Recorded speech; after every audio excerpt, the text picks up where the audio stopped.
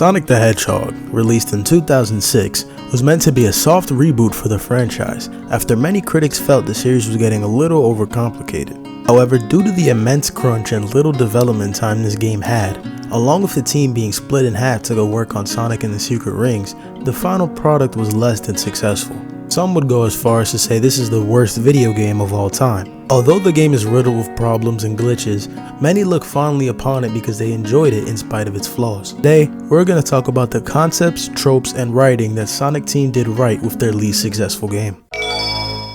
Starting with Sonic, Sonic has the simplest story in Sonic 06, but within his campaign is a story of character growth. Sonic has never been one to change or grow throughout the arcs of his story, instead changing the world around him. Sonic's story in this game is a prime example of how Sonic does this through his interactions with Princess Elise. When she was a little girl, Princess Elise was told never to cry for fear of releasing the demon Iblis with her tears. This led to her presumably living her entire life devoid of attachments for fear of getting too emotional. Her interactions with Sonic throughout the story allowed her to finally experience life and be emotional, all culminating in Sonic's death and her tears releasing Iblis due to her attachment to the one who showed her how to live.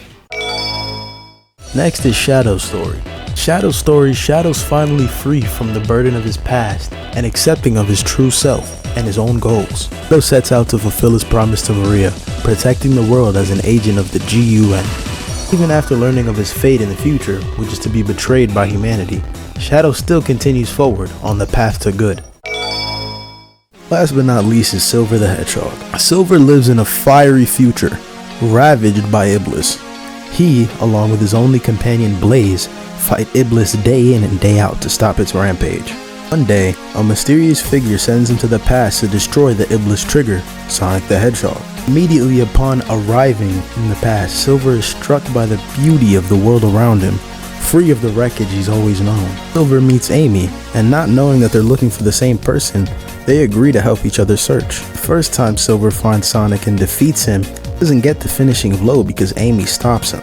Later in the story, Silver catches up with Sonic, and he's once again stopped before delivering the final blow. This time he's stopped by Shadow, and after their battle they both use Chaos Control at the same time, accidentally transporting them 10 years into the past. This is where Silver learns of the true origins of Solaris, Iblis, and Mephiles, and where Iblis is sealed, that being the young Princess Elise.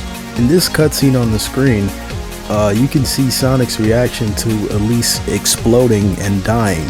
Sonic and Silver then use Chaos Control to send Sonic back in time before Elise explodes and dies, which in turn Sonic believes should save Silver's future.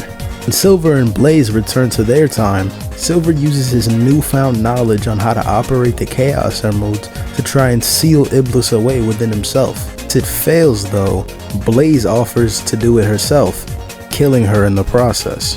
With Iblis finally gone, Silver looks sadly over the cliff of lava as the credits roll. The theme throughout all three of Sonic 06's campaigns are the eras of time being accepted.